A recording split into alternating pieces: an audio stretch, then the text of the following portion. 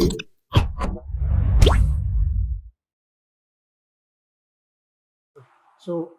hello and welcome to Wise IAS Academy. I am your Indian Polity faculty. So, we will continue the class which we have left yesterday. The continuation of state and center. Center-state relation is the topic for the day.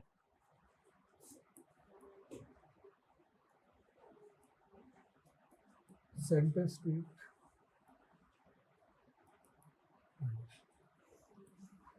Okay, your question?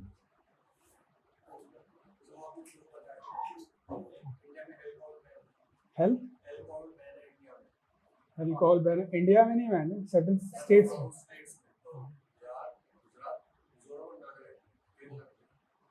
Kerala में, लक्ष्मीकांत में नहीं, लक्षद्वीप में, बिहार, केरला में there is उसका provision आया था ban का, कुछ तो हुआ है. See to it.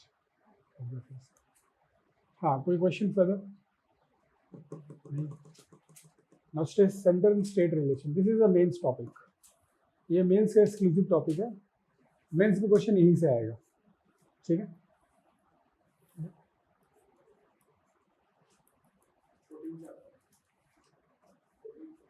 There are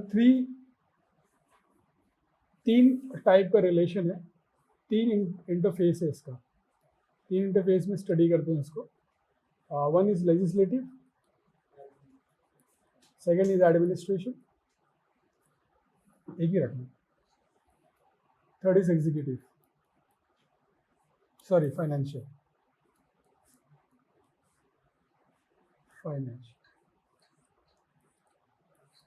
ठीक है. एक ट्रिब्यूनल टॉपिक है, विल डील दैट इन, हम उसे देखेंगे बाद में. जुडिशियल सिस्टम में ट्रिब्यूनल देखेंगे. ठीक है. Now centre state legislative relation. ठीक है. पहले यहाँ से शुरू करते हैं. It is complicated, it is more complicated and it is most complicated. ठीक है. तीनों का अलग अलग है. Okay. Centre state legislative relation. Legislative relation कैसे होने चाहिए? If you see to it, what kind of legislative relation should we have? ठीक है. सबसे पहले तो कॉन्स्टिट्यूशनल प्रोविजन क्या है? तो कॉन्स्टिट्यूशनल प्रोविजन जो है वो बेसिकली फेडरल है. ठीक है. Federal relation. Okay. Constitutional provision कैसा है? फेडरल कैरेक्टर है. ठीक है. तो फेडरल हमने देखा है इसमें. Okay. So we have a more like a federal structure. ठीक है. स्ट्रक्चर फेडरल दिखता है, फंक्शन भी कुछ हद तक ही फेडरल दिखता है. सेंट्रल स्टेट रिलेशन में हमें दो ही एलिमेंट पढ़ना है, दो एस्पेक्ट में पढ़ना है. स्ट्रक्चर कैसा है और फंक्शन क्या है. कुछ प्रॉब्लम स्ट्रक्चर्स में है, ठीक है, और बहुत ज़्यादा प्रॉब्लम फंक्शन में है. ठीक है. बहुत ज़्यादा प्रॉब्लम जो है वो कहाँ है? फंक्शंस में है. Okay. So if we see the structure, structure is federal. Now if we see the function, अगर हम फंक्शन देखें तो फंक्शन के एस्पेक्ट में कॉन्स्टिट्यूशनल प्रोविजन कैसा है? यूनिटरी बायस है. यूनिटरी बायस्ड है. ओके. यूनिटरी बायस. ठीक है. कोई कंफ्यूजन है यहाँ तक? यूनिटरी बायस कहाँ से मिलता है? बहुत सारे एलिमेंट्स है यहाँ से यूनिटरी बायसनेस दिखती है. ठीक है. One of the important aspect is emergency provision.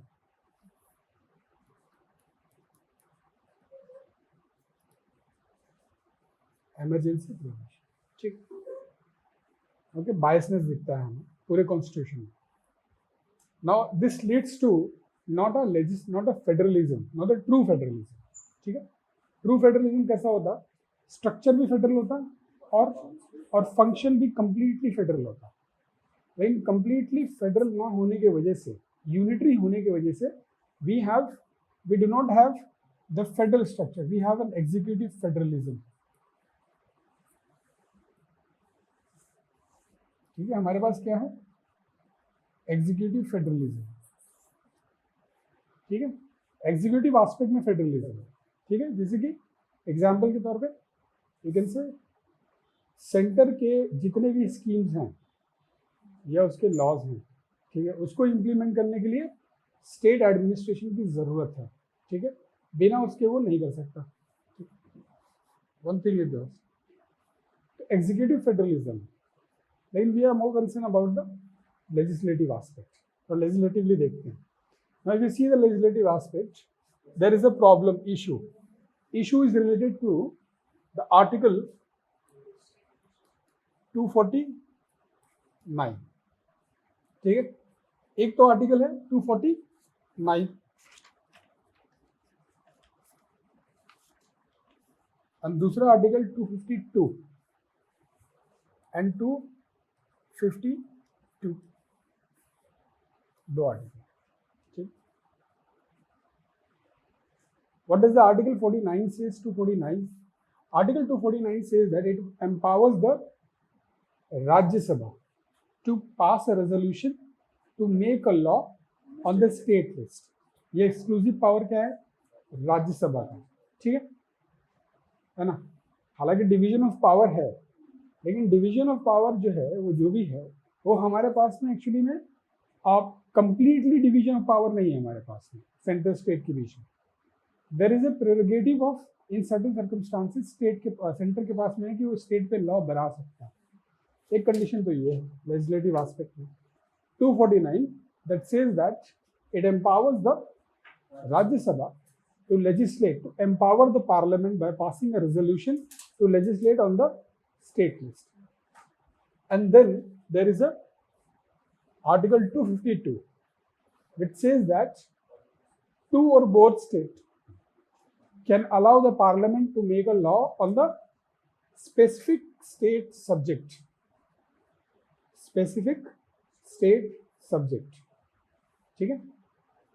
कुछ स्पेसिफिक स्टेट सब्जेक्ट पे वो लॉ बनाने के लिए कह सकता है, ओके। अब दोनों में डिफरेंस क्या है? दोनों में पहला डिफरेंस ये है कि यहाँ पे राज्यसभा इनिशिएट करेगा, यहाँ पे स्टेट गवर्नमेंट खुद ही इनिशिएट करेगा। दो स्टेट गवर्नमेंट मिलकर के कोई इशू पे बोले कि तुम लॉ बना दो। अब डिफरेंस ये है कि this is a temporary, 249 is a temporary provision, temporary empowerment of parliament to make a law on the state list, ठीक है। and 252 is a permanent transfer of power, ठीक है, by the state to the center, ठीक है। दो और दो से ज्यादा अगर से सेंटर ने लॉ बना दिया उस सब्जेक्ट पे, ठीक है, जैसे पार्लियामेंट ने अगर लॉ बना दिया उस सब्जेक्ट पे, तो उस केस में क्या होगा, दो स्टेट ने अलाउ किया कि आप बना दीजिए, दैट विल बी परमानेंट जब तक सेंटर खुद नहीं हटा देगा उसे, ठीक है। लेकिन सिर्फ उसी दो स्टेट को वो इम्प्लीमेंट होगा। लेकिन after the enactment of the law, the centre और एनी स्टेट, नॉट सेंटर, और any state can join and can ask the parliament to enforce that particular law in their state also. So this can happen.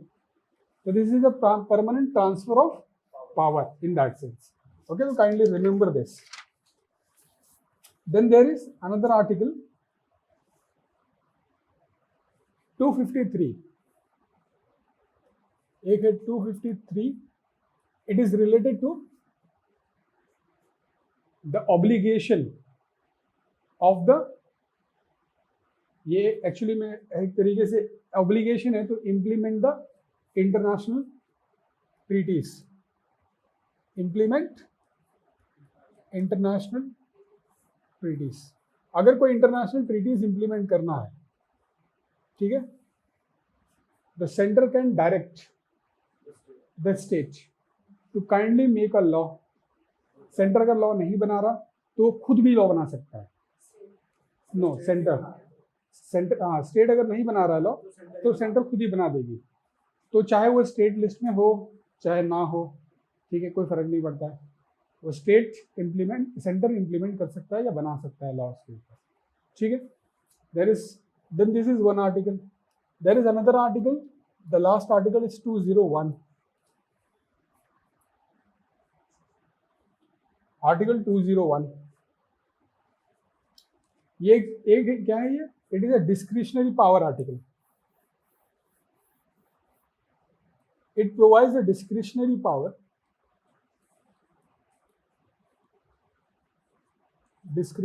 Power, ठीक है, to the governor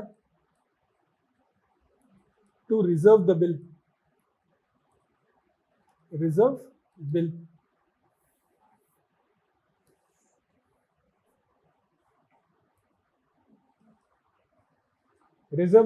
for consideration of president.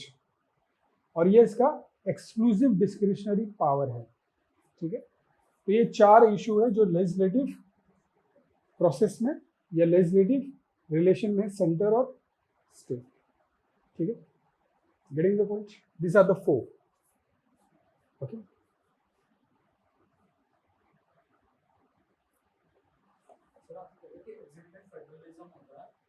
Executive federalism, you don't use the term executive federalism, वो ज़्यादातर optional के लिए है. हाँ, पर ये फैक्ट है.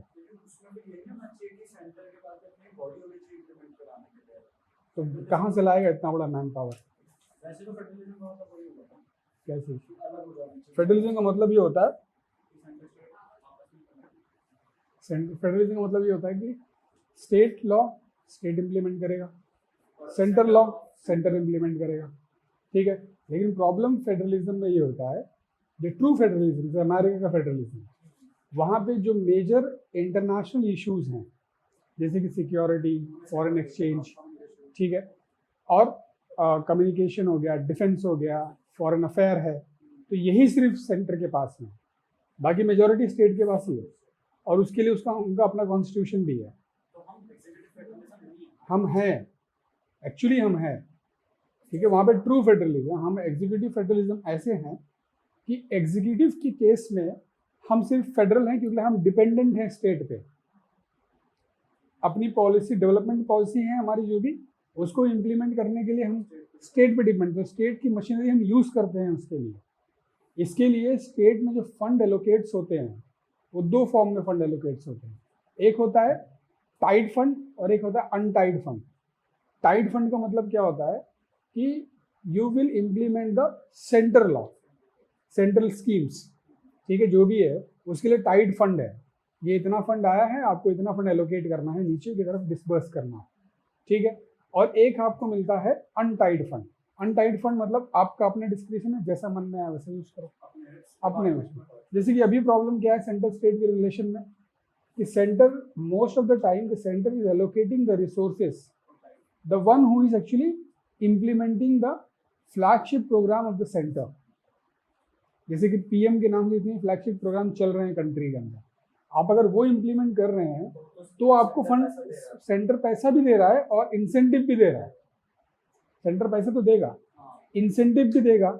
तुमको पैसा रेस करने के लिए, लोन रेस करने के लिए तुमको लिमिट भी सैंक्शन करवाता है ज़्यादा. जैसे कि अभी रिसेंटली जो है आंध्र प्रदेश को मिला है. ठीक है, तो अप्रॉक्सीमेटली मेरे ख्याल से 13 या 14 स्टेट्स हो गए हैं जिनका बोरोइंग कैपेसिटी क्या किया, रेस किया है. ठीक है, borrowing capacity has been raised.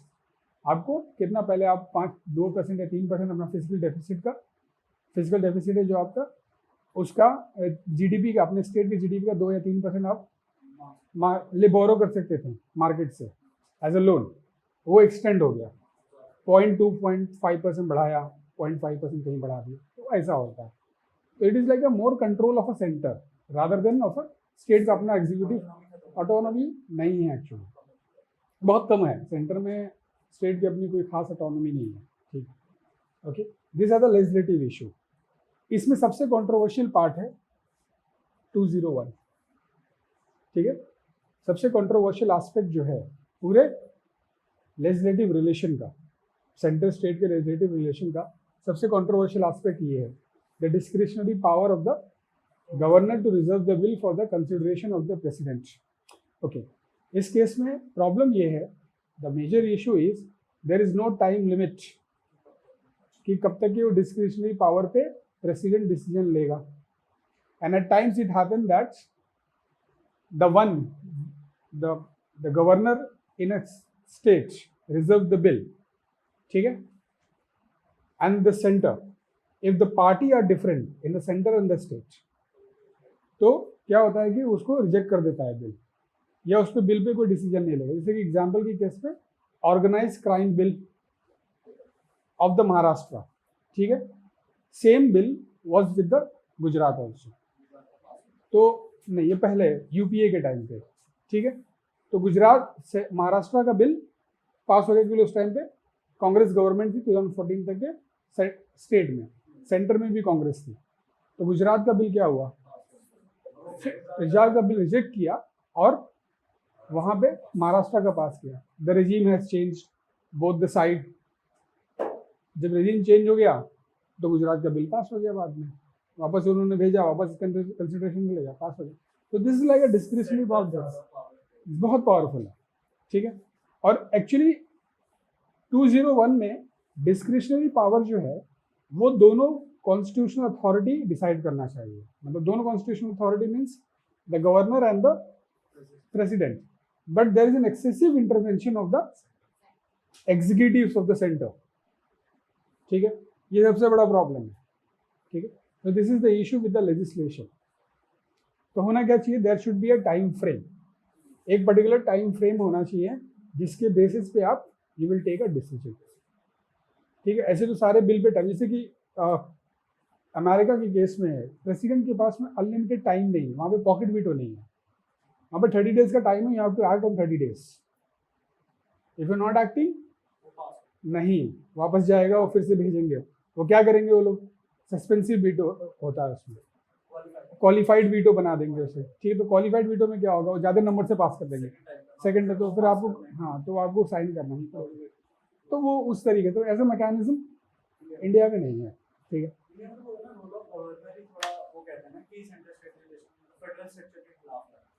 Rule of governor actually में role of governor the method of electing a governor or selecting a governor is actually a unitary feature।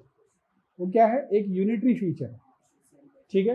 Unitary feature जो हमने किससे लिया है, ब्रिटेन से लिया है, और इनफैक्ट वो यूनिटरी फीचर बहुत पुराना है, हमारे 73 से है हमारे पास में यूनिटरी फीचर, ठीक है, 1773 से हमने उसे कंटिन्यूटी में रखा, ठीक है। अब इसमें डिस्प्यूट ये है, ठीक है, the dispute is this, will come to the administrative वाले एस्पेक्ट में ये पढ़ना था हमें। डिस्प्यूट ये है कि अगर उसे हम इलेक्टेड बॉडी बना दें, किसी गवर्नर को इलेक्टेड पोस्ट बना दें, तो we can not have an elected post without a meaningful devolution of power. जब तक उसके पास कोई मीनिंगफुल पावर ना हो तो उसका कोई फायदा नहीं है, ठीक है। तो यही आर्ग्यूमेंट था कॉन्स्टिट्यूशन असेंबली में। कॉन्स्टिट्यूशन असेंबली में क्या था, दिस वाज द आर्ग्यूमेंट कि पावर है ही नहीं, इसीलिए उसको क्या बनाया है, सिलेक्टेड बॉडी बनाया है, और appointed body centre will appoint it, centre जब मन करेगा रखेगा, जब मन करेगा तो नहीं। पर एक्चुअल में बहुत उल्टा हो गया, प्रैक्टिस बहुत उल्टा हो गया। तो बहुत मेच्योर लोगों के लिए बनाया था वो, ये बेवकूफ़ों के लिए नहीं बनाया, ठीक है, बहुत मेच्योर लोग। ऐसे भी democracy is not for the illiterate peoples, democracy is for the literate people. Democracy literate people में ना is the best form of government that you can have, और इलिटरेट में तो वर्स्ट है ये, ठीक है। अभी ममता जी वो जो है टांग ऊपर करके पूरा इलेक्शन जीत गई, हो जीती रही है लगभग, ओपिनियन पोल तो यही कह रहा है अभी तक के, ठीक है। हाँ, ये भी सही है। Okay, next is administration. Okay, now this is important, क्योंकि क्वेश्चन यहाँ से आएगा, ठीक है। क्वेश्चन यहाँ से आया है, आएगा और आता रहेगा, यही वो एरिया है। एंड स्पेशली दो एरिया, ठीक है, administration, more dispute, most is legislature, or finance. इसमें है, एक है रोल ऑफ गवर्नर और दूसरा है article 356।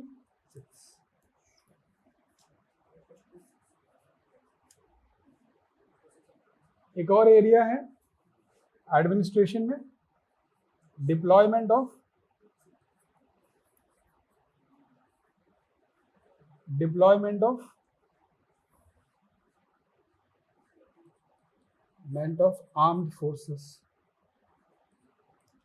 armed forces in state, or you can say don't write, you can write arm or union forces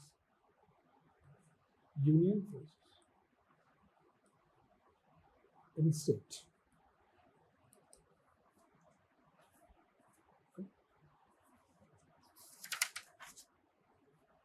Okay, one more. All India services.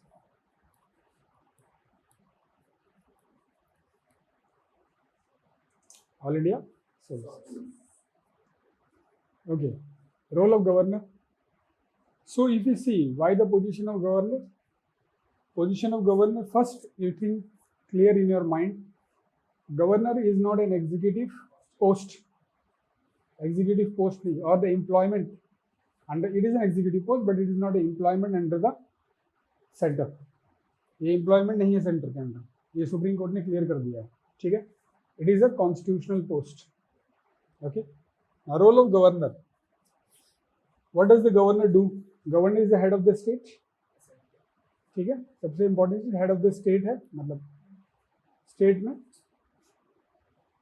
और दूसरा क्या है, he is the head of the executive of the state. ठीक है, head of the executive भी है state का. ठीक है. Okay, the role governor, how the governor is appointed. Appointed कैसे है? कॉन्स्टिट्यूशन ने सिर्फ दो प्रोविजन दिया है अपॉइंटमेंट का. एक तो age more than 35, should be completed 35, ठीक है. और another is citizen of India. सिर्फ ये दो ही है according to the constitution. According to the constitution, this is the only two. Okay. Now what happened in this case? तो governor basically क्या होता है, गवर्नर का प्रोविजन जनरली होता क्या है गवर्नर में मालूम है? Governor is like a safe house, एक तरीके से सेफ हाउस है. ठीक है. तो जनरली जो पॉलिटिशियन हार जाते हैं हम गवर्नर बना देते हैं. पहला तो ये है. ठीक है. सेकंड क्या है, गवर्नर इट शुड बी, जिसके ऊपर क्रिमिनल चार्जेस लगे होते हैं उसको गवर्नर बना देते हैं. ठीक है. किसी पॉलिटिशियन के ऊपर क्रिमिनल चार्जेस है तो उसे गवर्नर बना देंगे. क्यों? क्योंकि इम्यूनिटी है, क्रिमिनल प्रोसीडिंग नहीं हो सकती जब तक गवर्नर और प्रेसिडेंट है. तो इम्यूनिटी से Sheila Dikshit is the best example. Sheila Dikshit, she was been, किसमें थी वो? She was a part of a Commonwealth scam. तो उसमें उसका नाम आ रहा था, तो उसे उठा के गवर्नर किसका बनाया? केरला का गवर्नमेंट बना दिया उसको. ठीक है. यूपीए गवर्नमेंट के टाइम पे व्हेन आम आदमी पार्टी जीत गई तब. ठीक है. देन व्हाट हैपन, दूसरा एस्पेक्ट क्या है गवर्नर का? जनरली क्या करते हैं, किसी का नाम बनाते हैं गवर्नर. जजेस of the supreme court becomes the, और the chief justice of the supreme court को गवर्नर बना देते हैं, और हाई कोर्ट या किसी एडमिनिस्ट्रेशन के पर्सन को गवर्नर बना देते हैं. एजेंसीज जो हेड करता है एजेंसीज को, उसको गवर्नर बना देते हैं. ठीक है. जनरली गवर्नर का दो कन्वेंशन भी है अपॉइंट करना. अब तक के जो दो कन्वेंशन अपॉइंट करने के लिए दो कन्वेंशन भी यूज किया है. ठीक है. एक कन्वेंशन है he should not be a state का, he should not be a part of state politics. पहला वो स्टेट पॉलिटिक्स का पार्ट नहीं होगा. ठीक है. तो जनरली स्टेट पॉलिटिक्स का पार्ट वो होता भी नहीं है. स्टेट, हर जिस स्टेट का गवर्नर, जिस स्टेट में गवर्नर बन रहा है उस स्टेट के पॉलिटिक्स का पार्ट नहीं होता, एक्टिव पॉलिटिशियन नहीं होता है. ठीक है. Okay. Second is not a, so article 350, 153 and 154 deals with the appointment. 153 and 154, appointment of the governor or the role of the governor in that case. Okay. Second is, यहाँ पे state politics का part नहीं है, and second he is an eminent person. अब ये eminent person मुझे समझ में नहीं आता है कि वो पॉलिटिशियन जो हारा है वो एमिनेंट पर्सन कैसे हो गया. ठीक है, एनी एमिनेंट पर्सन. ठीक है, तो दो कन्वेंशन है, एक तो एमिनेंट पर्सन है, दूसरा वो स्टेट पॉलिटिक्स का पार्ट नहीं होता. ठीक है, और इवन अब स्टेट पॉलिटिक्स में नहीं है तो वो स्टेट का भी नहीं है. ठीक है, उस स्टेट का भी वो पार्ट नहीं है. ओके, नाउ अपॉइंटमेंट के केस में तो ये प्रॉब्लम है.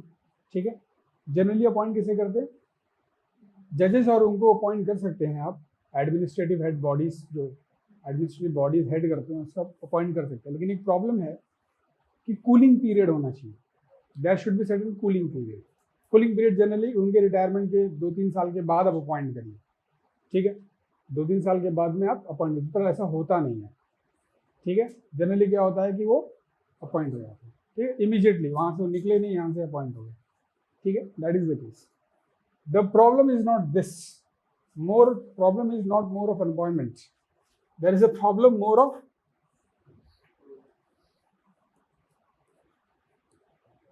रिमूवल. ठीक है, प्रॉब्लम किसका है, अपॉइंटमेंट का नहीं है, प्रॉब्लम है रिमूवल का ज्यादा. ठीक है, okay, what is the problem of the removal. तो problem of removal we have since 1952. 1952 से हमारे पास में रिमूवल का प्रॉब्लम है. तो नेहरू ने तमिलनाडु के गवर्नर को निकाल दिया था.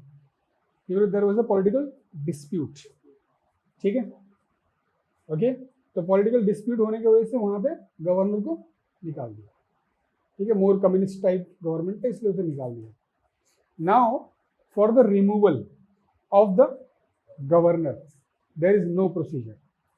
It is completely on the pleasure of the president. ठीक है, किस पे है ये, प्रेसिडेंट के प्लेजर पे है. वो जितना चाहे, जब चाहे, जिसे चाहे निकाल सकता है. इवन उसका ड्यूरेशन भी कम कर सकता है. Generally he is appointed for 5 years, पर उसका ड्यूरेशन भी चाहे तो कम कर सकता है. ठीक है, a big issue of removal came during the Janata party government. You know Janata party government after the emergency. ठीक है, तो जनता party governor Morarji Desai headed the government. He has removed the governor of 9th state which was ruled by Congress. So what he presumed that, so the government has lost the faith of the people, so they do not deserve to be the governor don't deserve to be the part of the administration in this. उन्होंने 9 लोगों को निकाल दिया. Okay, ये confusion है इसमें. This is the major blow for the removal of the governor. Now when Indira Gandhi came into the power in 1980, she has removed the governor of 9th state. तो जो उसने अपॉइंट करे थे उसने उसको निकाल दिया. तो ये प्रोसेस आज तक चलता है. जब भी नई गवर्नमेंट सेंटर में आती है, गवर्नर को यह कहा जाता है either you submit the resignation और वी विल रिमूव यू. तो जो अभी इज्जत बचाना चाहते हैं वो क्या करते हैं, रिजाइन करना. अकलमंद. मोदी गवर्नमेंट आई तो भी ऐसे ही हुआ था. यूपीए आती है तो कांग्रेस आएगी तो ऐसे ही होगा. जब भी जो आएगा गवर्नर आते हैं. ठीक है, जनरल गवर्नर क्यों आते हैं, to harass the CM. To harass the CM, not to allow him to work when there is a difference in party in power. अगर अलग अलग पार्टी इन पावर है तो परेशान करने के लिए गवर्नर आते हैं. ठीक है, तो there is a constant dispute with the governor and the CM. ठीक है, तो ये एक मेजर प्रॉब्लम है. दिस प्रॉब्लम और let's to the supreme Court remarkable judgement in SR Bommai case. SR Bommai case in 1994. SR Bommai के case में over there Supreme Court has had issue certain guidelines that to be followed by the government. Okay, by the center while removing and appointing the governor. Okay, especially for the removal. Removal में SR Bommai के case में क्या बोला गया? For the removal of the governor. Okay, in the SR Bommai case the supreme court has said that the doctrine of pleasure should not be arbitrary, it should be reasoned based. ठीक है, first. Second, it is not required that the center should provide the reason for the removal to the governor.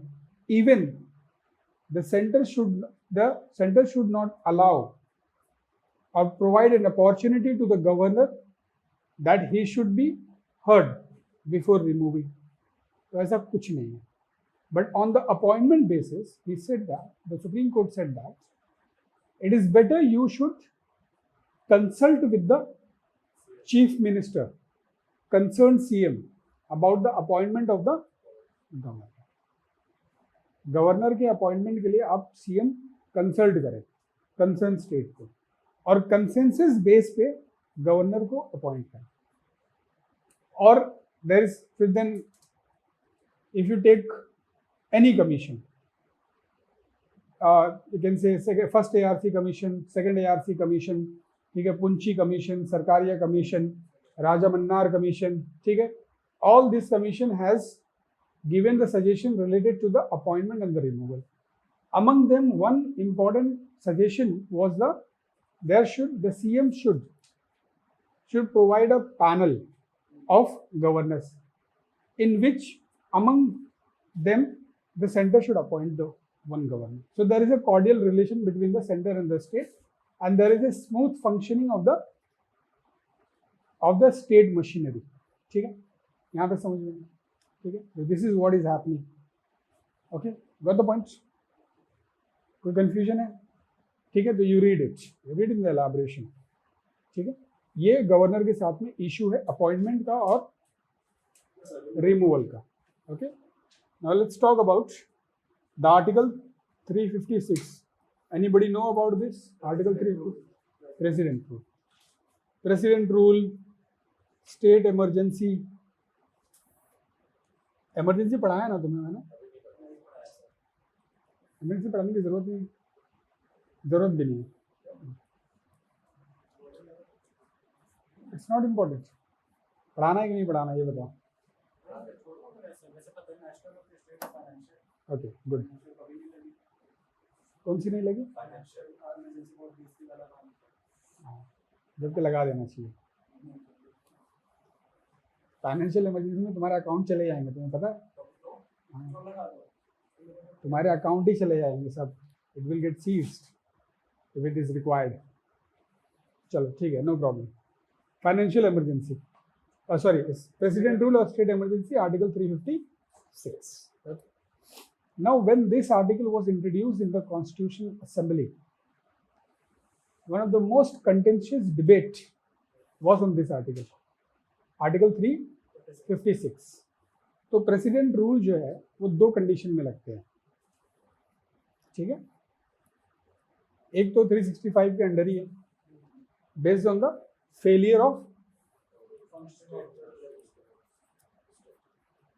Of constitutional machinery.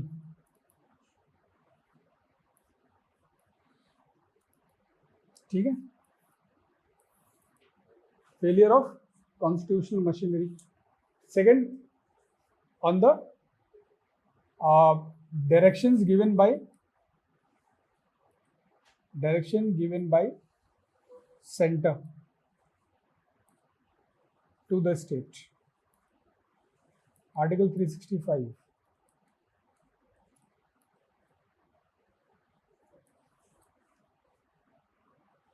Article 360, centre ने कोई direction दिया, state ने follow नहीं किया, तो national emergency automatically नहीं लगेगी. Governor will send the report.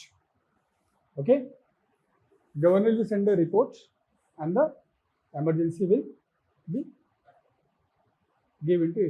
come into effect. Okay, the same is the case with the constitutional machinery. Again the governor will send the report to the center. Centre के report पे ही लग सकता है, ठीक है, centre के report पे लग सकता है, ठीक है, ये कंडीशन है इसके अंदर. ओके, अब इसमें प्रॉब्लम है कि गवर्नर के रिपोर्ट पे. No problem is the governor. Corruption governor की रिपोर्ट में अगर आया तो is it a reason for the imposition of the, it is a reason for the imposition of state emergency or president rule in the state. Corruption हो रहा है बहुत ज़्यादा, ठीक है, लगा दो, नहीं लग सकता है. Corruption is not a break down सब जगह है, सेंटर में बंद कर दो, नेशनल इमरजेंसी लगा दो. Corruption is not the case, ठीक है. कॉन्स्टिट्यूशन का मशीनरी का मतलब ये है कि स्टेट असेंबली फंक्शन ना कर पा रही बराबर, ठीक है, या इंडिपेंडेंस मीटिंग्स नहीं हो रही है, independence separation of power breakdown हो गया, ठीक है, ओके, एक्सेसिव जो है क्या नाम है राइट्स हो रहे हैं या कुछ और हो रहा है, तो उस केसेस में लग सकते हैं. लेकिन उसके लिए आर्म्ड फोर्सेस का इंटरवेंशन है तो वो भी नहीं लगता, ठीक है, जनरली. या जो है कोई गवर्नमेंट मेजोरिटी में है नहीं, फिर आपस में लड़े तो इमरजेंसी लगा दो, सबसे अच्छा, ठीक है. Okay, now this was most of the contentious debate. Why? Because this kind of a provision is nowhere in the world, in any state, in any country. कि स्टेट इमरजेंसी का प्रोविजन कहीं नहीं है. Now this provision of article 356 is actually inspired by government of India act 1935 से. 35 से हमने इसे adopt किया है, ठीक है, okay, more precisely.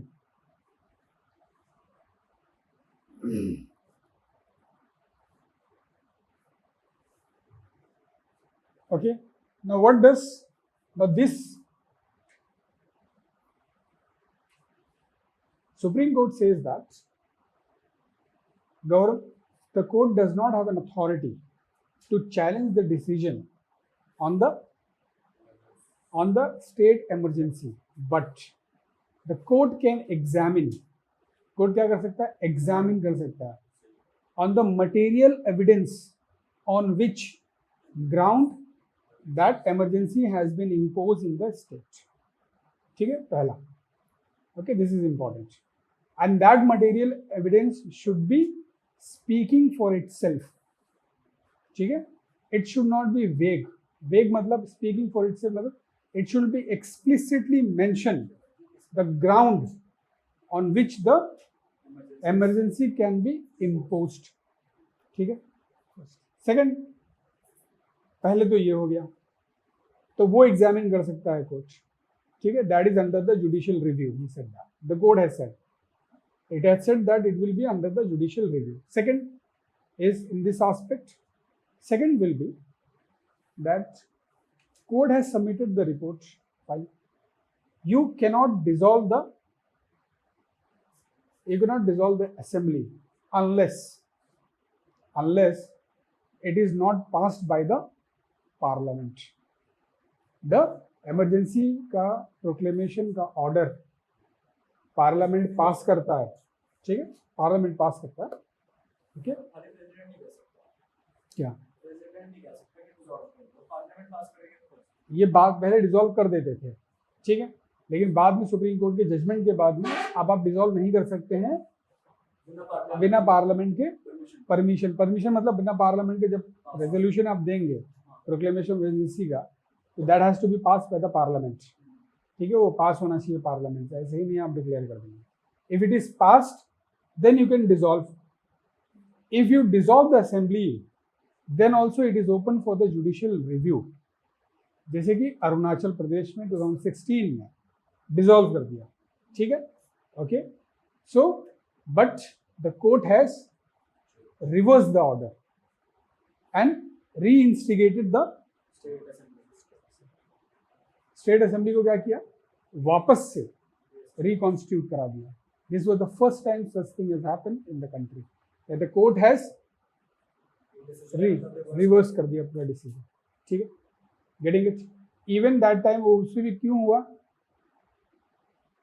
Decision reverse करने का नेबिया राबिया केस में, ठीक है, नेबिया राबिया केस 2016 के जजमेंट में गवर्नमेंट ने बोला, गवर्नर के not beyond any decision of the governor is actually not beyond the judicial review, ठीक है, बड़ी good, fine, so you remember that, ठीक है, don't get too much confuse in this cases, ठीक है, कोई कंफ्यूजन है अभी तक के?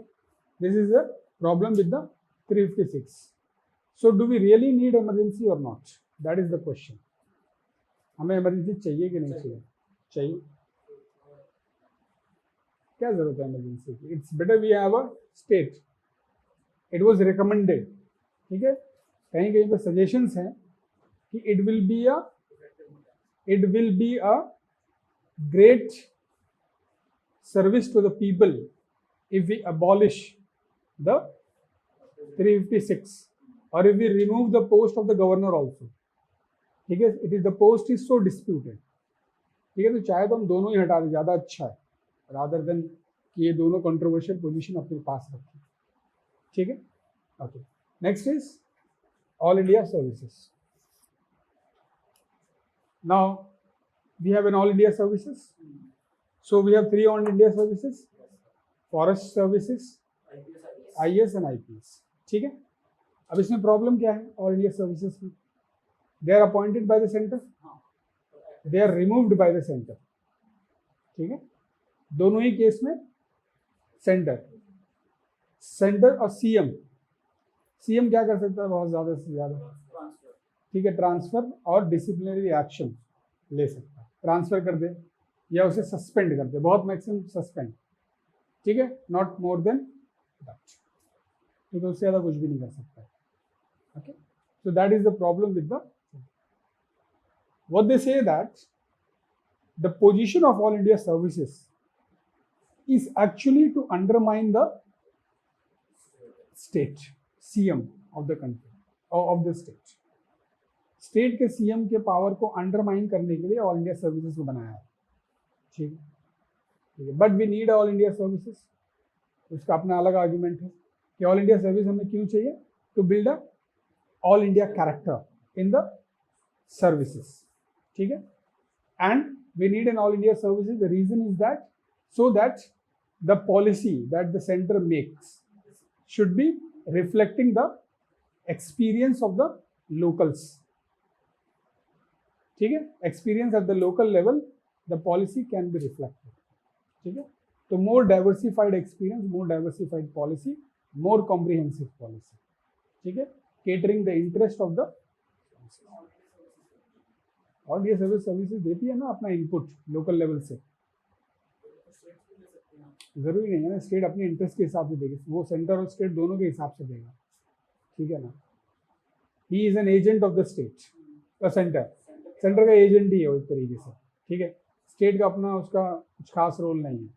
लेकिन क्या प्रॉब्लम ये है कि वो लोकल का एक्सपीरियंस लेकर के सेंटर पे देगी और ये भी बताएगी कि सेंटर को यहाँ काम करना चाहिए कि नहीं करना चाहिए. अगर स्टेट एम्प्लॉय सजेशन देगा तो क्या देगा?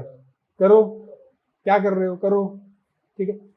अच्छा, लेजिस्लेटिव पावर में एक चीज और थी, लेजिस्लेटिव इशू में लेजिस्लेटिव का जो पावर है वो और डिमिनिश हुआ, ठीक है, और डिमिनिश हुआ कहाँ पे? From the 42nd amendment act. जब क्या किया हमने?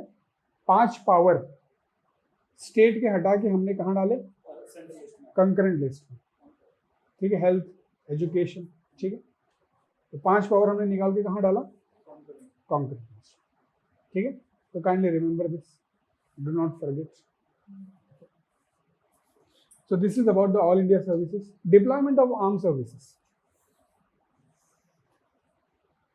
So there is a provision in the constitution that the armed services can be deployed to assist the state, है ना, if there is a internal disturbance in the state. कहाँ है internal disturbance? अगर state में है तो क्या करेंगे? Center should deploy the armed forces or the central forces for the assistance of the state, ठीक है. प्रॉब्लम इज नॉट दिस, बहुत अच्छी बात है, सेंटर को हेल्प मिल जाएगी, प्रॉब्लम ये नहीं. प्रॉब्लम ये है कि उनका रेगुलेशन, ठीक है, से रेगुलेशन, अपॉइंटमेंट, ट्रांसफर, सब कुछ उनका डिसिप्लिनरी एक्शन सब कुछ कौन देखेगा? Centre. State does not have any power in that.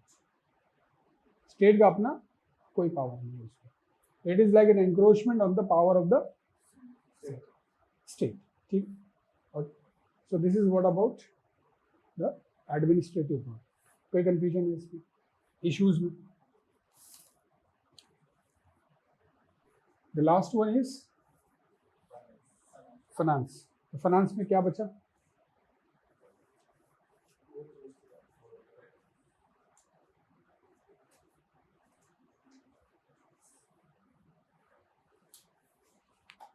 Central state relation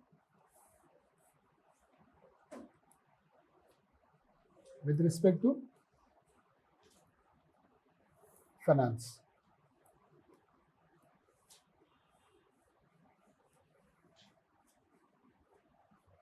Most controversial, most dynamic. ठीक है. So India is based on cooperative federalism and federalism with a cooperative nature. Okay. Federalism है लेकिन cooperative nature का है. So if we see the financial relation or the financial distribution of finance का distribution center state में देखेंगे अगर हम लोग तो it is imbalance. कैसा है? imbalance. ठीक है. पहले तो imbalance है. दूसरा imbalance कैसे है? imbalance पता कैसे करेंगे? रेवेन्यू से और डेवलपमेंटल एक्टिविटी से.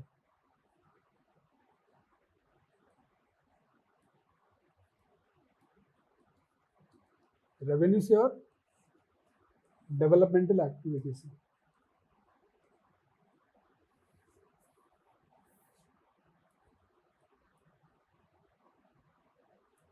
ठीक है. तो रेवेन्यू का पावर किसके पास ज्यादा है? सेंटर के पास. और सारा बर्डन डेवलपमेंट का सबसे ज्यादा किसके पास है? एग्जाम्पल, सेंटर के पास में इनकम टैक्स का the collection of income tax, personal income tax is with the centre. The major source of revenue for the state का major source of revenue is sales tax. VAT सुना है? Value added tax. वो यही है, sale tax. ठीक है. बताते हैं वहां पे, अभी पहुंचते हैं वहां पे.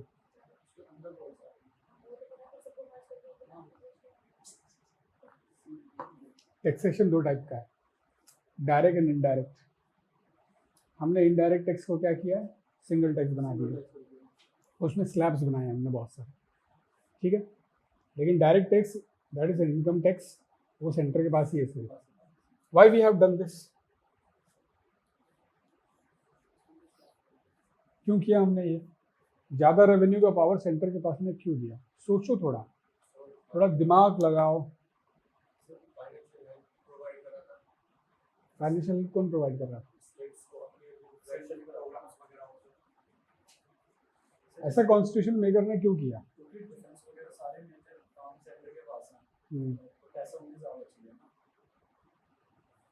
उतना पैसा नहीं लगता है डिफेंस में, उतना ज़्यादा नहीं लगता है वो. हाँ भाई, गुड. यही इसका आंसर है. इंटरव्यू में पूछा तो यही जवाब देना. ठीक है. ओके. क्या है, क्यों किया ऐसा? There was a regional disparity. ठीक है. क्यों था ऐसा? Because of the geographical location, पहला. दूसरा बिकॉज ऑफ द, दूसरा रीजन बताओ इनक्वालिटी का. पहला जोग्राफिकल लोकेशन. सुनो, पहला जोग्राफिकल लोकेशंस. ठीक है. दूसरा, ठीक है, दूसरा ह्यूमन डेवलपमेंट. ठीक है. अलग अलग जगह पे अलग अलग थे. ठीक है.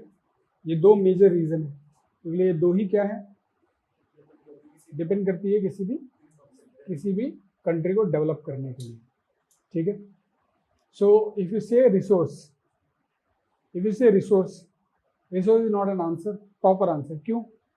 क्योंकि eastern part of India is more resourceful than the western part, पर वो सबसे गरीब है, डेवलप वेस्ट है। उसके पीछे रीजन है, हिस्टोरिकल रीजन भी है, ठीक है, वेस्ट को डेवलप होने का, ठीक है। क्योंकि at the time of the colonial period the trade was there, ठीक है। तो वेस्ट से और ईस्ट से ही ट्रेड ज़्यादा होते थे, कोस्टल एरिया से। तो कोस्टल स्टेट क्या हुए? तो डेवलप्ड हो गए। You got the point? Coastal state got developed, आज भी वही डेवलप्ड है। तो इंडिया के डेवलप्ड स्टेट कहाँ पे हैं?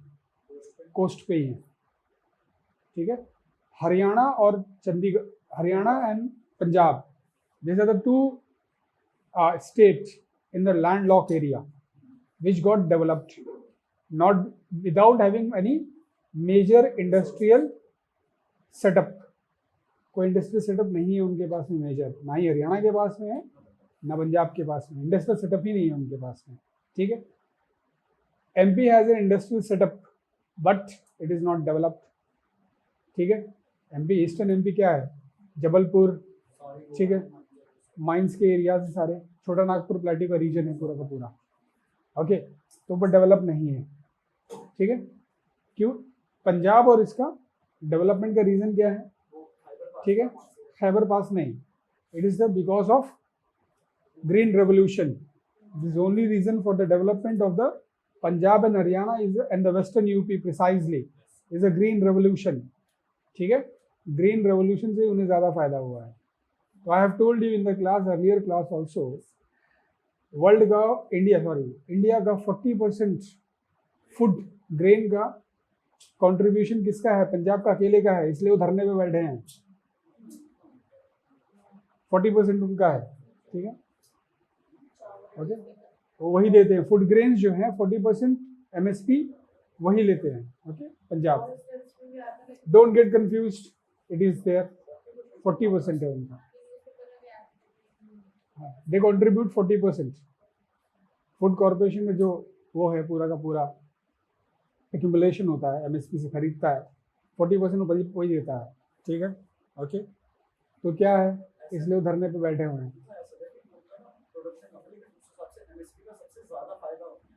सबसे ज़्यादा प्रोवाइड वही करते हैं, तो MSP कौन लेगा? हाँ,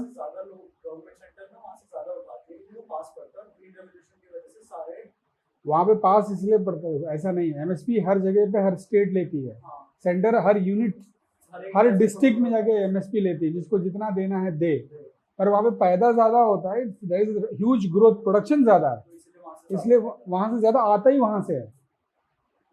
MSP का मेन प्रिंसिपल मोटिव क्या है? क्यों बफर बनाना है?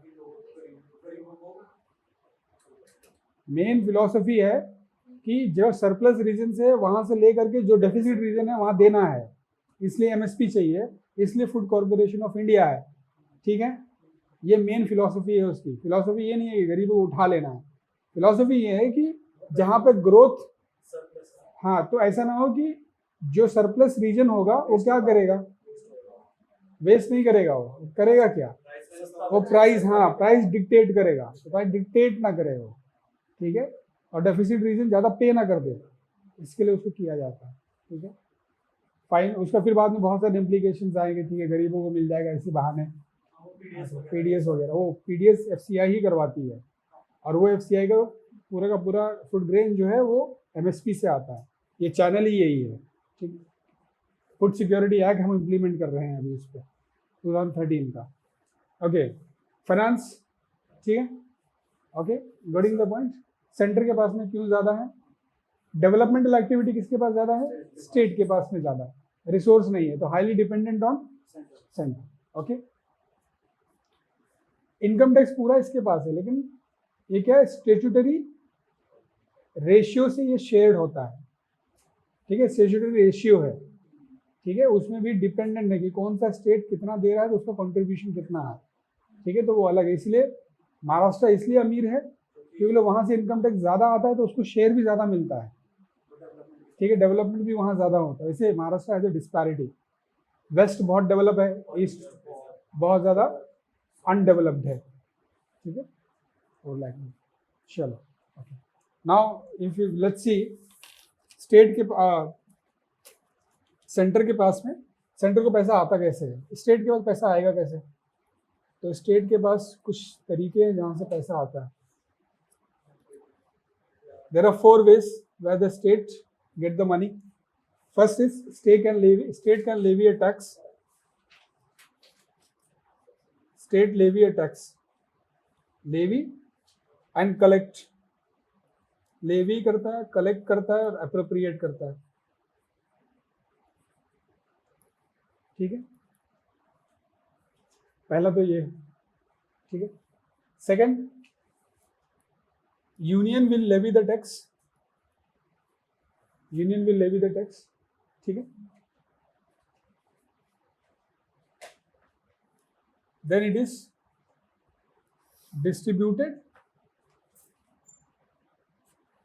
And shared by the state,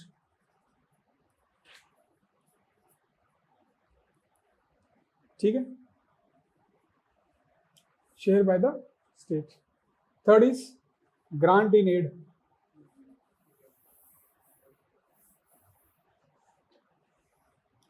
third is a grant in aid, okay?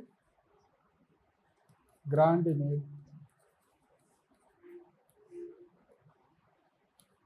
इसके दो हैं ग्रांट इन एड के, आर्टिकल 275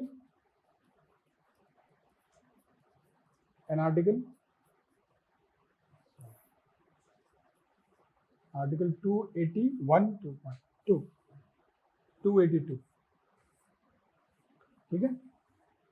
ये होता है स्टेचुटरी ग्रांट, ठीक है, ये होता है डिस्क्रिशनरी ग्रांट,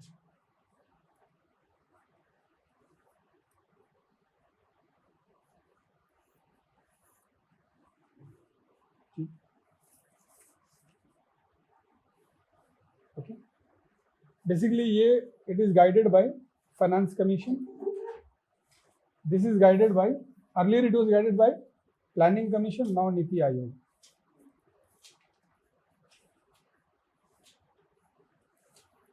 बहुत दिन से नीति आयोग से कुछ सुना नहीं है हम लोगों ने, क्या कर रहा है कोरोना के टाइम पे पता नहीं क्या हुआ।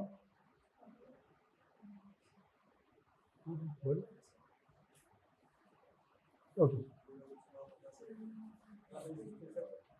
Second is, third is and the last is borrowing. क्या है बोरोइंग? तो दो तरीका है बोरोइंग का, either it will borrow from the market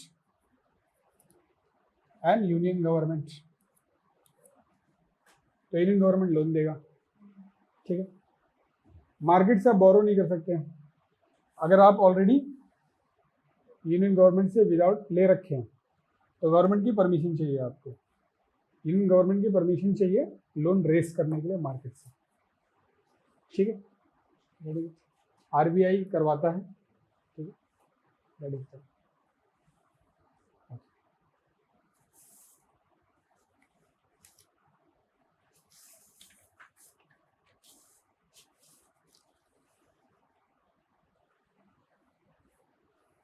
so planning commission का बहुत ज़्यादा रोल था ग्रांट्स के लिए, डिस्क्रिशनरी ग्रांट्स में बहुत ज़्यादा रोल था प्लानिंग कमीशन का, उसे हटाया, क्या बनाया, नीति आयोग। ओवर सेंट्रलाइजेशन था, ठीक है, नीति आयोग को बनाया। इवन सेंट्रली और कैसे होता है, दो तरीका होता है, ठीक है, डिस्क्रिशनरी भी देने का और स्टेचुटरी भी देने का, ओके, दो तरीके से देता है गवर्नमेंट, सेंट्रल गवर्नमेंट,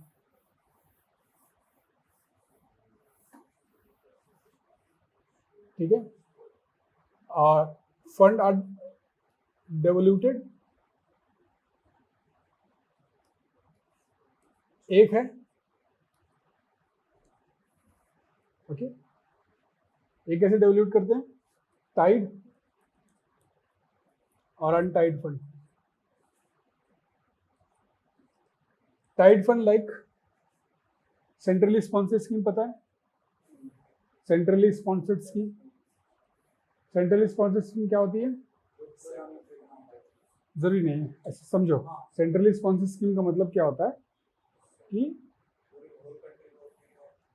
और नहीं, ऐसे देखो, याद रखो, सेंट्रली स्पॉन्सर्ड स्कीम रेशियो होता है 70%, 30%, 90%, 10%, 60%, 40%, ऐसे, ठीक है, 40 ऐसे फंड प्रोवाइड करते हैं। तो दिस इज स्टेट्स। यस, इस स्कीम को इम्प्लीमेंट करने के लिए सेंटर देगा, ये तुम लोगे, तो ये स्कीम इम्प्लीमेंट होगा, ठीक है, फाइन। एक होता है central sector scheme. Central sector scheme होता है, ये पूरा का पूरा 100% होता है। जनरली जो यूनियन लिस्ट का स्कीम्स होता है ना, वो सेंट्रल सेक्टर स्कीम है। जो यूनियन लिस्ट से आता है, यूनियन लिस्ट 7 शेड्यूल से जो लिस्ट से जो स्कीम में आप कुछ बनेगा, उसका पूरा फंड सेंट्रल सेक्टर, उसका नाम सेंट्रल सेक्टर स्कीम होगा। पूरा फंड कौन देगा? सेंटर। जो जनरली कंकरेंट लिस्ट में जो होता है ना, उसमें central sponsor scheme. Then untied fund खाली दे देंगे, जो मन में आया करो, अपने दिमाग से यूज करो, ओके। जनरली परफॉर्मेंस पे देते थे प्लानिंग कमीशन, और प्लानिंग कमीशन का एक्सक्लूसिव रोल था यहाँ पे, ठीक है। बहुत ज़्यादा कंट्रोल था स्टेट गवर्नमेंट के फंड पे, ठीक है। प्लानिंग कमीशन को हटाया, प्लानिंग कमीशन लगे सेंट्रलाइज बॉडी थी, उसे हटा के हमने नीति आयोग बनाया, और नीति आयोग में हमने कोऑपरेटिव फेडरलिज्म लाया, और कोऑपरेटिव फेडरलिज्म में हमने क्या किया? स्टेट का भी इनपुट लिया, पर खाली नाम के लिए, ठीक है। वैसे स्टेट के कुछ भी नहीं है, ठीक है, get it. Now let's talk about the distribution of taxes. Distribution of taxes कैसे है? Now we see the distribution of taxes.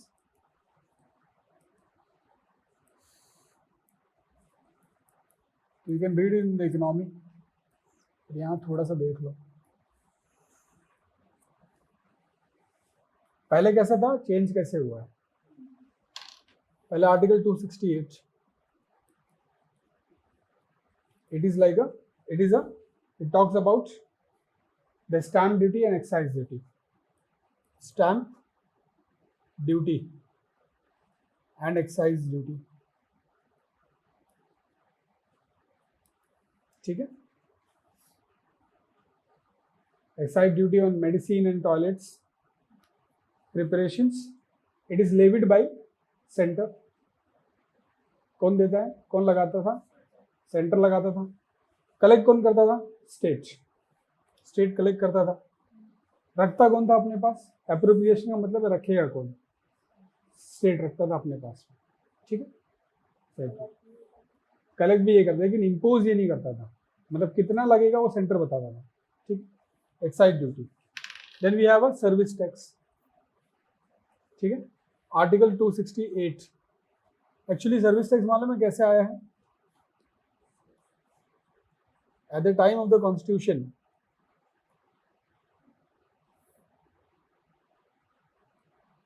Article 268A, अगर ए है मतलब अमेंडमेंट से आया होगा, ठीक है। तो ये रेसिड्यूरी पावर से आया है, ठीक है।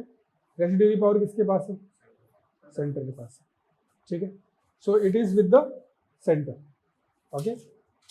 It is levied by centre, okay, levied by centre, collected by both centre and state, ठीक है। Later it was both was distributed as per the law of the country.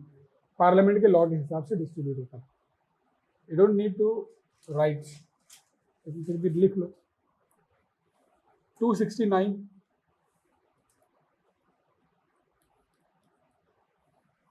is related to central sales tax. Central sales tax. Central sales tax और interstate trade,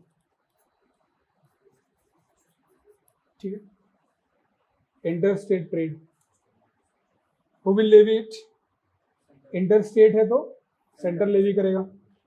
collect कौन करता था? Centre खुद ही collect करता था, ठीक है, and assign to the government as per the law by the parliament, ठीक है। Then article 270, article 270 is related to the taxes, whatever the taxes that is not included in this and this, ठीक है। तो example के तौर पे कुछ भी लिख सकते हैं, not included in the any other article, जैसे कि 271 भी है, आर्टिकल 271 भी है, ठीक है। सो excluding other taxes,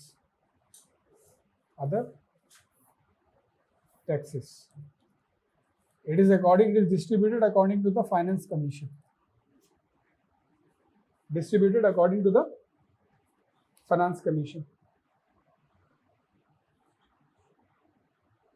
Article 271 is related to cess पता है, cess and surcharge,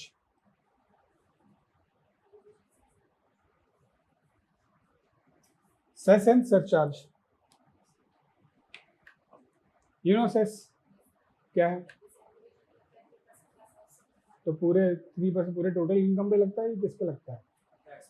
टैक्स पे, जितना टैक्स अमाउंट होगा उस पे लगेगा, ठीक है। हाँ, सेस कहते हैं हमारे पास। Cess is an issue in the country. Government क्या कर रही है आज कल? सेस पे सेस लगा रही है। क्यों?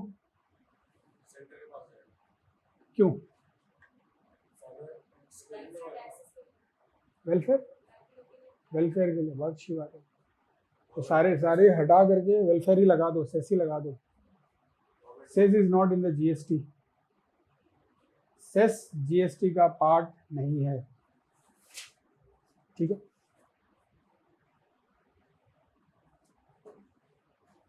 इसी के लिए सेस लगा रही है बार बार। अब देखते हैं क्या चेंज हुआ है after 101 amendment act. Let's see the changes after 101 Constitutional Amendment Act. 101 Constitutional Amendment Act is related to GST. इसका सबसे इंपॉर्टेंट एलिमेंट है, ठीक है, single tax for the indirect taxes, okay. सबसे इंपॉर्टेंट एलिमेंट है इसका कॉन्स्टिट्यूशनल बॉडी है, क्या? GST council, establishment of GST Council as a constitutional body. So we have a single GST.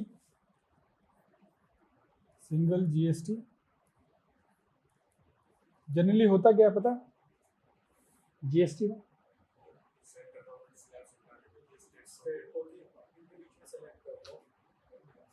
हाँ, यस करेक्ट, हाँ बता रखा है हाँ बराबर है, ये ऐसा ही है। और स्टेट अक्लमंद है और ज़्यादा अक्लमंद है वो सेम ही रख देती है, इसलिए तुमको जीएसटी सेम लग के आता है। 5 हाँ 9 लगेगा, ठीक है, 9 लगेगा, 12.5 लगेगा, ठीक है। तो इसी के लिए ऐसे ही लगता है, okay. So GST, okay, GST आया, सिंगल टैक्स हो गया, ठीक है। It is divided into 3 parts: central GST, state GST and तीसरा क्या? इंटर स्टेट जीएसटी, ठीक है। 3। कोई कंफ्यूजन है किसी को? ऐसे याद रखो, सेंट्रल जीएसटी है CGST, जो एक्सक्लूसिव डोमेन है ना, जैसे कि इनकम टैक्स कहाँ से आएगा? इनकम डायरेक्ट टैक्स, यानी एग्जाम्पल कोई टैक्स के बारे में पता है जो एक्सक्लूसिव सेंटर का है? हाँ, कस्टम ड्यूटी सेंटर का ही है, वहाँ पे सेंट्रल जीएसटी लगता है। स्टेट जीएसटी जो सिर्फ स्टेट का है, ठीक है, स्टेट लगाता है, वही है, उसी का पार्ट है। सेल टैक्स स्टेट का डोमेन है, ठीक है। तो उसमें होता क्या है कि सेंटर इंटर स्टेट टैक्स में बोलता है कि कितना लगना चाहिए, जैसे कि excise duty inter state trade relation में, ठीक है, तो वहाँ पे लगता है। स्टेट का जीएसटी अपना अलग से लगता है, उसका अपना है जीएसटी, ठीक है। ये बड़ा कॉम्प्लेक्स सिचुएशन है, बड़ा कॉम्प्लेक्स ही बना दिया ऑलरेडी, ठीक है। आजकल वो कोचिंग खुल रही है उसके लिए, ठीक है, तो किसी को जीएसटी समझना है तो वहाँ कोचिंग ले लो। हाँ ठीक है, बड़ा कॉम्प्लेक्स बना रखा है इसको। एनीवेज कह रहे हैं सिंप्लीफाइड है, पर एक्चुअली इट इज नॉट, क्योंकि 40 अलग more than 30 different type of taxes slab हैं इसके अंदर, ठीक है। उसमें पेट्रोलियम और अल्कोहल इज आउटसाइड, पेट्रोलियम इसके अंदर नहीं है, तो पेट्रोलियम का कोई भी नहीं है, ठीक है, पेट्रोलियम का कोई भी नहीं। जैसे कि पेट्रोलियम से क्या क्या बनता है, पेट्रोल, डीजल, नेचुरल गैस, ये सब क्या है, सब पेट्रोलियम है, तो उसमें से कुछ भी नहीं है, ठीक है। कोल नहीं, कोल है, ठीक है, coal is not. Then alcohol नहीं है, क्योंकि major source of revenue for the state है। एक मेजर रीजन है महाराष्ट्र के अमीर होने का, स्टेट होने का, और तमिलनाडु के अमीर स्टेट होने का। क्या रीजन है? एक और मेजर रीजन है। Anybody have that idea? One is a major reason with both the two states, Tamil Nadu and the Maharashtra. हाँ, पोर्ट वहाँ भी है, यहाँ भी है, आंध्रा में है, केरला में है। एंटरटेनमेंट टैक्स, रिलैक्स, वहाँ पे एंटरटेनमेंट टैक्स बहुत लगता है, ठीक है। कहाँ पे? महाराष्ट्र में। क्यों? क्योंकि दोनों इंडस्ट्री वहीं, महाराष्ट्र और तमिलनाडु में है, हाँ, तो एंटरटेनमेंट टैक्स ज़्यादा लगता है वहाँ पे, ठीक है। व्यूवर्स पे डिपेंड नहीं करता है, बल्कि उनके प्रोफेशन पे भी डिपेंड करता है काफ़ी। और दूसरा रीज़न महाराष्ट्र का ज़्यादा होने का रेवेन्यू कंट्रीब्यूशन क्यों है? क्योंकि मेजर एमएनसीज के और इंडियस कॉर्पोरेट के हेड ऑफिस भी वहीं है, तो they are shifting it to the Noida and Gurgaon, ठीक है, ठीक है, शिफ्ट हो रहा है, लेकिन अभी भी हेड ऑफिस तो वहीं है। तो जो मेजर कलेक्शन जो होते हैं एक जगह से आते हैं, टैक्स आते हैं, जो कॉर्पोरेट टैक्स जिसको कहते हैं हम लोग, corporate tax is a part of which tax? You know corporate tax किसका पार्ट है?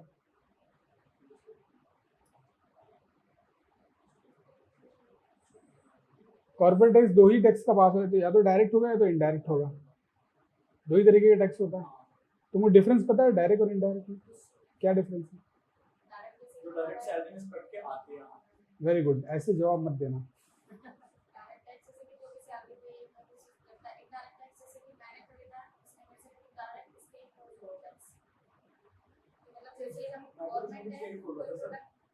तुमने थोड़ा गलत बोल दिया।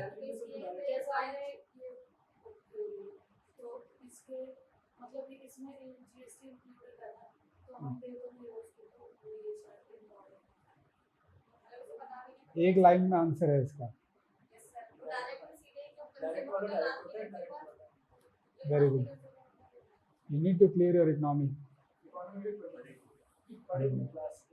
सिंपल है, तुम सही कह रहे हो, लेकिन तुम एक्सप्लेन नहीं कर पा रहे हो, ठीक है। You telling right, that is actually the mechanism. Point of incidence कहाँ आएगा? पॉइंट ऑफ इंसिडेंस मतलब लास्ट पेयर कौन होगा, उसके बेस पे डायरेक्ट और इनडायरेक्ट पता चलता है। इतना याद रखो, पॉइंट्स ऑफ इंसिडेंस। तुम्हारे सैलरी का फाइनल पेयर कौन है?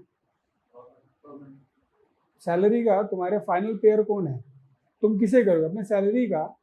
सैलरी की अथॉरिटी किसके पास है? अरे अपनी अपनी सैलरी की अथॉरिटी अपने अपने पास ही होगी ना। तो लास्ट अल्टीमेट अथॉरिटी कौन है पे करने वाला टैक्स? खुद है, तो उसे डायरेक्ट टैक्स कहते हैं। तुम किसी पे पॉइंट्स ऑफ इंडियन शिफ्ट नहीं करते हो, पॉइंट ऑफ इंसिडेंस तुम शिफ्ट कर देते हो। इनडायरेक्ट टैक्स में यही होता है। आप क्या करते हैं इनडायरेक्ट टैक्स में? मैंने खरीदा, मैंने ये लिया, ठीक है, इसके बहुत सारे एलिमेंट थे, ठीक है, तो मैंने पहले ये बनाया, तो पहले इसने बनाया, अच्छा मैंने किसी और को दे दिया, तो मैंने बोला कि अब तू पे कर देना, I paid you, you paid that, ठीक है। उसने क्या किया, थोड़ा सा और इसमें कुछ ऐड किया, उसने किसी और को, तो पॉइंट ऑफ इंसिडेंस क्या हुआ, शिफ्ट कर रहे हैं हम लोग, इसीलिए पता चलता है। हाँ, जीएसटी का तो रीजन, ये रीजन नहीं, जीएसटी का रीजन है to avoid the cascading effect. फिर से टैक्स दे, क्योंकि लोग क्या होता है कि इफ यू पे टैक्स 100 रुपीज, 100 रुपये पे टैक्स दिया, 10% है तो 110 हो गया, अगली बार टैक्स इस पे नहीं कंक्लूड होगा, इस पे होगा, तो ये 10 रुपये पे टैक्स दे रहे हो, इसे कास्केडिंग इफेक्ट कहते हैं। तो हमने क्या किया, हमने बोला कि ठीक है इसी पे लगेगा या फाइनल लगेगा। तो जीएसटी क्या है, फाइनल है इनिशियल है? फाइनल है, फाइनल प्रोडक्ट पे लगता है जीएसटी, तो वैल्यू एडेड टैक्स की तरह ही है, वो भी वैट की तरह एक तरीके से देखा जाए तो, ठीक है। थोड़ा पढ़ो, चलो जीएसटी मालूम पड़ गया। Important is GST council now, okay okay, GST council is important. GST council में इट इज हेडेड बाय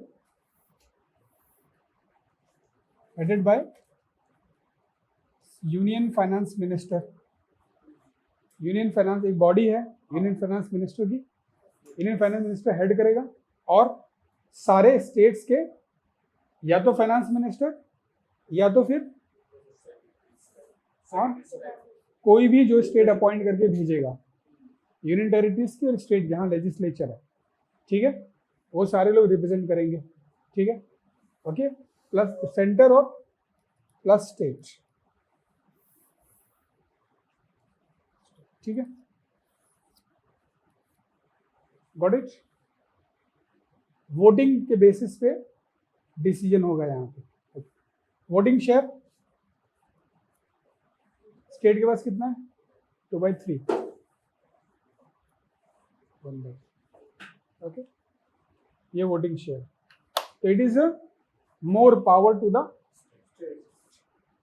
ठीक है, स्टेट के पास में ज्यादा पावर, ठीक है, कोई कंफ्यूजन है अभी?